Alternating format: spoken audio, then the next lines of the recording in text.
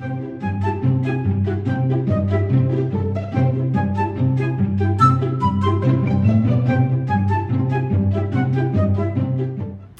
guys, I'm back again, and today we have something really special. You know, we've been doing all the painting on the brass and the flowery stuff and all that, and it's so much fun. But I have a friend who asked me to make her a flower garden necklace. Like, I think I had one made for this, or maybe I showed it on the group. But anyway, she wanted a flower garden necklace, and here I sold her already, so I couldn't get her that one. So I'm just getting around to make it. I thought, wouldn't it be fun if we did it together in a video? And then that way you guys know how to make one, and she could watch along when she has time, and she would know how her necklace was made, because she makes jewelry too. And then she would know how to make one. It'd just be all good all the way down the line, because it's not hard, it's just a little tedious. So I have one pretty much made, and I'm going to just explain things to you, and then by the time this video is done, you're going to be ready to make one yourself. And we have all the parts at BeSoBoutiques.com. Yay for that. So anyway, before I invite you over here with me, please don't forget to subscribe to the channel. And if you like the video, sincerely like it, please give me a thumbs up. That means the world to me. If you want to say something to me, I will respond. We always respond to the videos these days. We don't leave them go. Years ago, I didn't understand how important that was. I do now. I will not neglect you. So if you want to say something nice to me, please leave it, because it makes my day. So, having said all that, come on over here and let's make the flower garden necklace. Okay, now this is the flower garden necklace. You might have seen it before. It really is a very colorful piece, so you can really rock out on, you know, your favorite colors in it. You just want to get things, of course, that, you know, go together, kind of, sort of. They can be a little bit off too. You know, but it'd be best to get them inside of a certain colored family, you know. But anyway, I start out with this piece, which of course looks like this at the beginning, and we will put the part number up for you because we have lots of them. So don't worry about it. If you come, you won't find it. You will find it. We have lots of this piece. The one thing I did with this piece first, of course, before I start to paint or anything, you have to degrease it really well. And then you might notice this is not punched out. There are no holes. So you will have to get a hole punch and punch them out, or drill them out. I drill them out because that's what I prefer. But with a hole punch, it's not hard. You would do it. Let me just show you where you do it. Let me get a little pointer. You would drill them right here, right in here, right in here, and right here, right above these two curly cues, right here. Don't go too low, because then it might come through the other side on brass and then the pieces run, so you don't want to do that. So just get it up right about here, here, and here. And what you do is you can take your center punch, which I think we do have some at the site, or you might have one already, or you can actually use a nail if you want to. And what you do is you put on your steel bench block, and then you ding it. Just ding it. Like, they call it making a pilot hole, only you're not really going through all the way. You're just dinging it. So then that way, your hole punch will just slide right down into that ding, and you can apply pressure, and bingo, you're through. You have a hole. Or same thing for a drill. The drill will just kind of guide itself into the little ding you made it, and it makes it easier to drill too. So you always want to do that. So you start with this one, degrease it, and then you're going to want to drill it. And don't be worrying about drilling if you've not done it before. Don't be worrying about using a hole punch if you've not done it before. There is a really good video on my channel about using the hole punch. And we carry them, and we have a lot of them in stock if you don't have one. So now would be a great chance for you to learn how to use one and expand in your jewelry making knowledge if you don't know how to do it already. So I use this piece, and of course then I colorized it. Here's another one that's kind of a twin to this one. I colorized it, and I dry brushed on Inca Gold, which of course we have that website too. I used turquoise, I used magenta, I used gold, and I used a green on this. And I've shown how I do this many times, so if you just kind of scroll back in the videos, you'll see that too. So there's no need to repeat that here and take your time. We want to have fun. So now, okay, let's just say it's painted and it's drilled. And of course you want to paint the back too, put some color on the back, and seal it. You have to seal it. So once it's good and dry, you seal the back, 2 light misting coats, and you seal the front, 2 light misting coats. 1 misting coat, let it wait a little bit, then a last misting coat, and then be sure it's really good and dry before you start to use it. Fortunately, it won't take long. Okay, so I'll set this one aside, and we will work on this one. So anyway, so I've got my chain here, which I used. This is CHN 04038. Any Figaro. This is Figaro. This style is Figaro, where it's a long link and 3 little ones. This is a Figaro chain. There's a lot of types of Figaro chain, but this is a standard Figaro chain, and it's not really small, but it's not really a midweight either. It's just perfect for this. You don't want a great big chain here. It has to be one, you know, about like this. So how wide is this? Well, let's just check and see, so I can give you an idea of how wide a chain you need to want to get. The biggest Figaro link should be about 4 millimeter across. Okay, so there you go. I think that's 4. Oh, that's part of an inch. 1/8 of an inch across. I thought I had the millimeter side. 1/8 of an inch across. That's what you want, not 4 millimeter. Okay, so you've got that. How much do you need? I like 8 inches, so I'm going to cut 8 inches off. If you want it longer, then you can go with longer. Well, I hope that's not anybody I know. You can go with longer, or you can go with shorter. Myself, I don't know that I'd go longer than this, but if you're making it for someone who's really tall, or you just want to have extra drama, you know, go for it. There's no right or wrong. I just think this one falls just right. So what I do when I clip the Figaro, I always try to end on a long length, because it's easier to put your jump rings through it and stuff. So I'm going to very easily nip it. Come here, you. Get it off of there. Yeah. Needs another little nip. There we go. Make sure you didn't cut through it. Okay, now you got 8 inches. All right, so we have that made. Then, of course, you need to make your bead stations up along the neckline to work the neckline. We've had lots and lots of videos about working the neckline. Just scroll back, you'll see them. This is the way I chose to do it. I used the big one first. And I have some oval jumps here. If you happen to have them, they're great. These were repurposed off a piece of 1928 jewelry that was broken. So I don't have them at the site. But if you want, you should get by. You should be able to get by with an 8 millimeter jump, maybe 18 gauge, or a little heavier if you have it. 10 millimeter might be a little better. Bigger than that, I would not do. It would be ungainly looking. So I started out with a long one like this.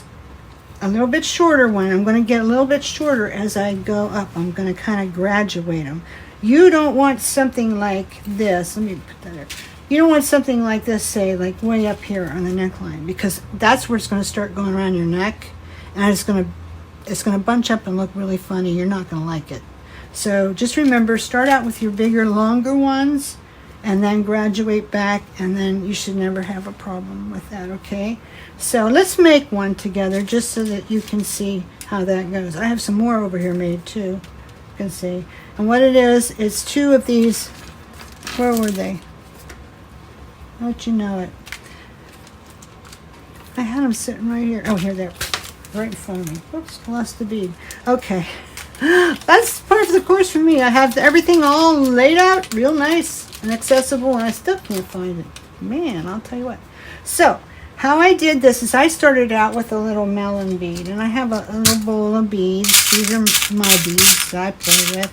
So you don't have to use a melon bead. I just did. It worked. So I started out with a little melon bead here, or I could do the little pink bead too. That's what I did on the one that's going to be on the necklace. But I'm going to start with a melon this time because I don't see any more pink ones. Okay, so then I use a little Rhinestone Rondelle. These are 4.5 millimeter, I think. They're Czech Preciosa, Japan black with crystal AB. Very dramatic. We try to always have them at the site. We do have lots of them now, just to let you know. Okay, so now I need this one. This cap is my favorite cap of all time, and for a while I couldn't get them. Let me just show you something about this cap real quick. This is manipulated brass. What it was to begin with is it was a flat stamping that looked like this. Like that. Boy, there's a lot of fire sirens going out there. I hope there's not a bad wreck. I hope it's not anybody we know. Okay, so it looks like this. So that's kind of interesting. And then at the toolers, they manipulate it so that it looks like this and it comes this way. I'm sorry about all that, guys. It seems like they're gone now. Okay, so now I need to put a bead. Now, inside of this cap, you need a pretty big one, like probably 10 millimeter, 10 millimeter at least, because it needs to fill that up. See, that's just perfect. Okay, now I'm going to put another one. Now, I painted these on this one. These are raw brass. We have them in all the colors, too, at the site. But you can paint them, too. We had a video on that also. It was a really good video. A lot of people watched that one. Just scroll back, because we've done tons of videos on this type of thing lately. So you have no problem. Now I put another one of these Rhinestone Rondelles, and I will finish off with another melon bead. And now I have a very nice balanced section. Very Czech looking, very bohemian looking. Okay, so now I'm going to just wrap that off on the end and show you, you know, we've done this a bazillion times, but I'm going to do it anyway. Okay, bend it over, pull it around. There's an even better way to do it than that, and I actually was doing it the other day, and I had the best wraps I've ever had in my life.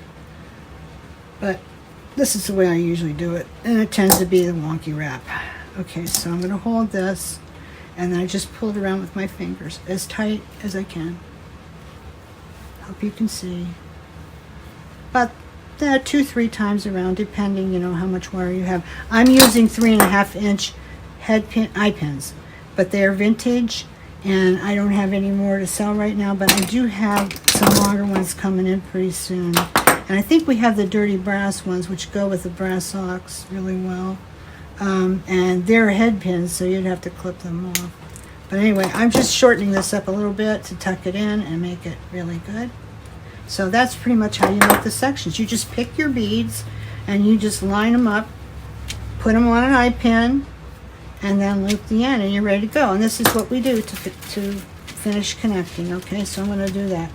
I like to use, for the connections, 6 millimeter jumps, so I hopefully have them in here. If not, I'll use 4s. Looks like I do.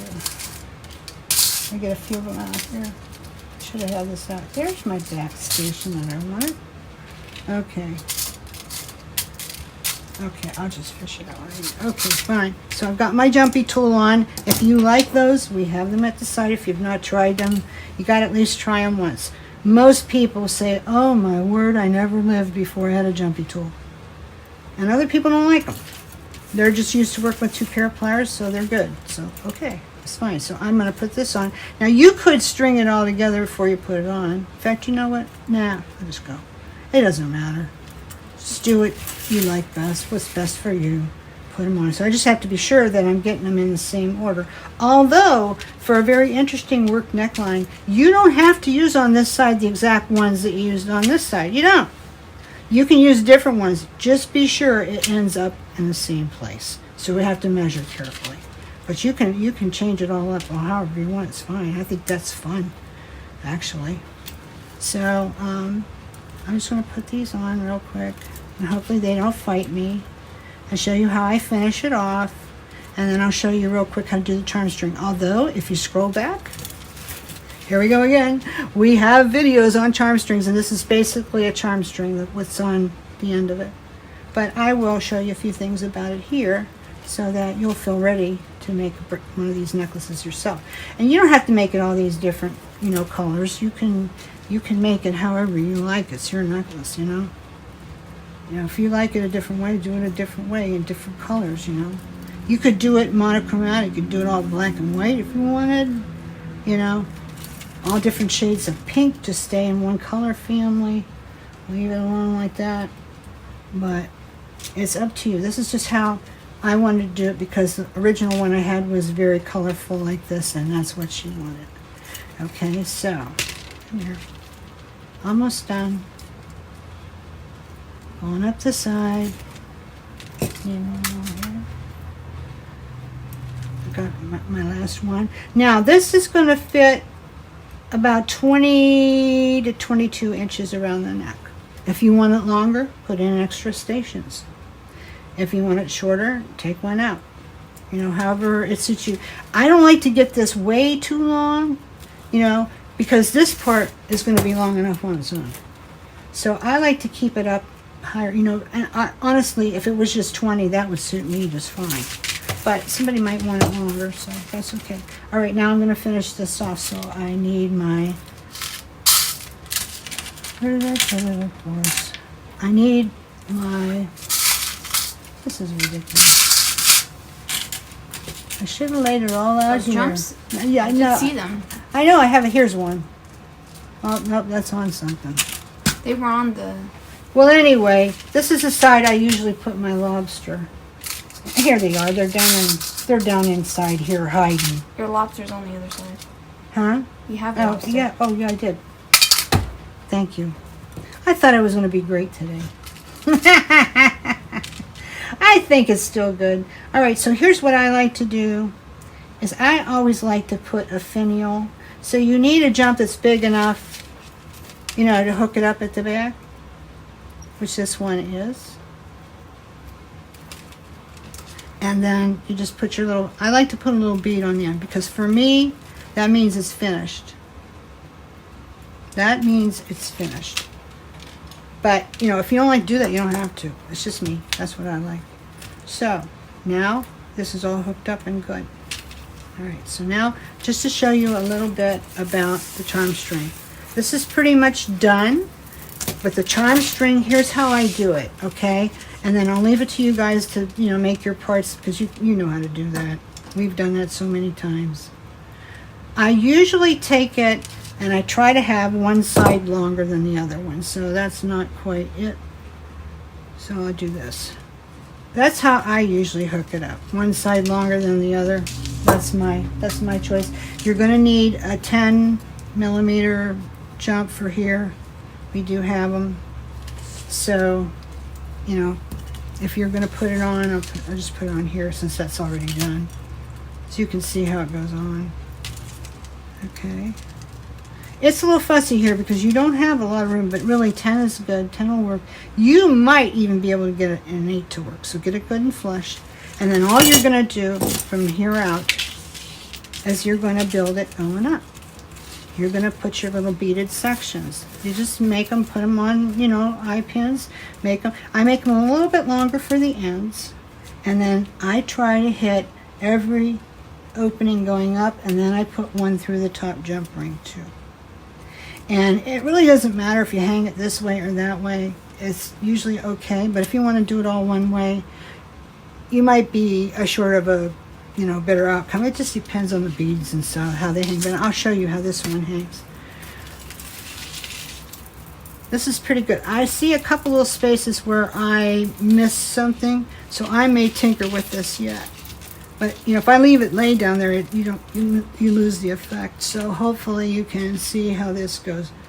But you'll get it. How you'll take a picture. Yeah. So anyway, yeah, I see a few places where I might add a few more, but not a lot. Not a lot. And you want to keep them all pretty much the same length. And you don't have to put 2 beads on it. You don't have to put a rhinestone rondelle. Just put 1 bead if you want, however you like it. And then you've got your necklace. And your necklace is pretty much done. Now, when I made this original necklace that I sold, I had put a check button on it right here. And this is the button that I used. And I asked everybody, you know, when I made it, what do you like? Do you like the button there? Do you like it not on there? If I use it, I have to cut this shank off, but that's easily done.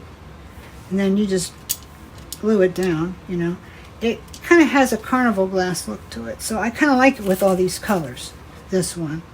But there's another option. Excuse me, and I hope my friend is watching, so because she gets to pick. I'm not going to glue it on now. I'm going to just show, and then she can say which one she wants. I have this one too. Yeah, I'm kind of liking this one better, and it's a flat back, so I won't have to worry about it being uneven or sliding or anything like that. But I think this one really sets it off. So I'll glue it in there if she wants it or not. Or you could do something else here. You could put some other thing in here if you want, or not, because this is very fancy on its own. You wouldn't have to put anything, but I like the button on it. Somehow I like it. Everybody else seemed to too. Hey, do me a favor.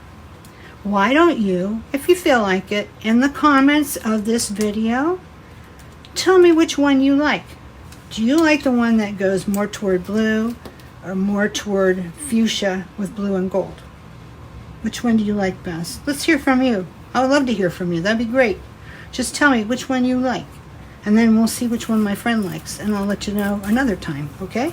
So that's pretty much how it goes. It's nothing to it. Everything here is stuff that I've shown before in videos, but this is a completed piece, and you get to see how it went together. So it's very easy. I hope you'll try one. And like I say, all the parts are at BeSoBoutiques.com. The Rhinestone Rondelles, these funky little caps, there we have lots of these. The flower beads, we do have some. More are going to arrive soon. We have the filigree beads here, like this one and this one. We have all that. We have this piece. We have the Figaro chain. We have the jump rings. We have everything you need.